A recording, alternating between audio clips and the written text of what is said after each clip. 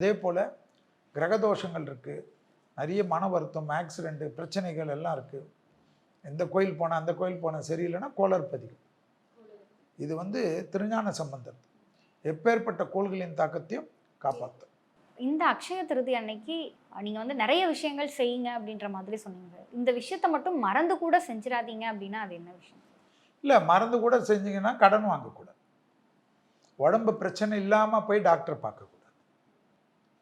அதே போல் சும்மா தேவையில்லாத போலீஸ் ஸ்டேஷன் கிளி ஸ்டேஷன்லாம் போகக்கூடாது.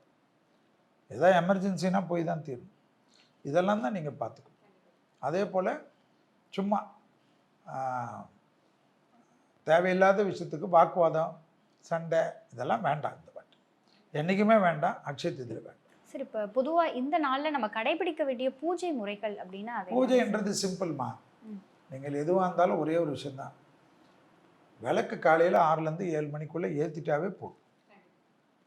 அவ்வளோதான். அது கோயிலுக்கு ஏதாவது ஒரு கோயிலுக்கு போயிட்டு அந்த கோயிலில் வேலை செய்கிற க்ளீன் பண்ணுறவங்க எல்லாருக்கும் உங்களால் முடிஞ்ச உதவி செய்யுங்க, நல்லது வரும். ஆனால் கோயில் உண்டியில் முதல்ல துட்டு போட்டு ஒரு 50 ரூபா 100 ரூபா இல்லை 1 ரூபா போட்டுட்டு தான் மற்றவங்களுக்கு கொடுக்கணும். தெய்வத்துக்கு ஃபஸ்ட்டு படைச்சிட்டு கொடுக்கணும்.